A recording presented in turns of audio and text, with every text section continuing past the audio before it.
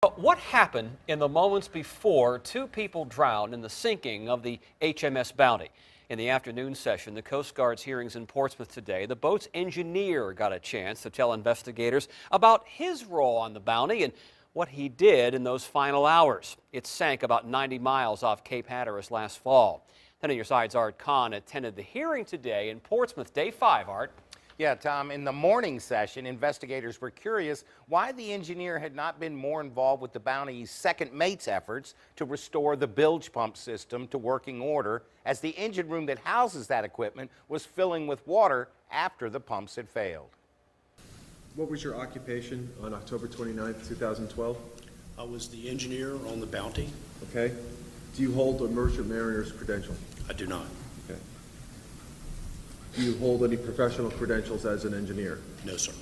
The engineer of the Bounty, Chris Barksdale, told investigators he does not hold any engineering degrees either, but he does possess a good deal of on-the-job experience, working on engines, water systems, and generators on both vessels and vehicles. The first couple of days were pretty uneventful.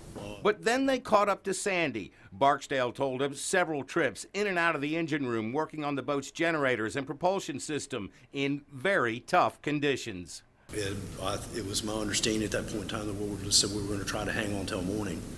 Hanging on was a struggle for both the boat and Barksdale. He told investigators he was fighting off the effects of seasickness and working in an extremely hot and flooded engine room.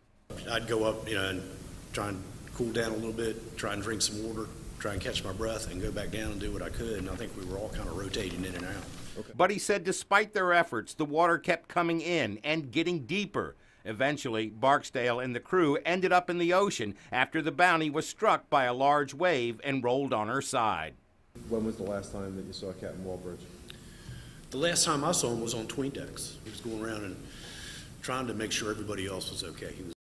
Now, Barksdale had the confidence of both the Bounty's first mate, who, by the way, hired him, as well as the captain of the Bounty. How much responsibility he had for the system that pumps water out of the boat was really never made clear to me, but I have not heard any criticism from any of the crew that have testified thus far about Barksdale's performance as the engineer of the Bounty. He joined the crew at Boothbay Harbor Shipyard in September of last year. Art Kahn, 10 on your side.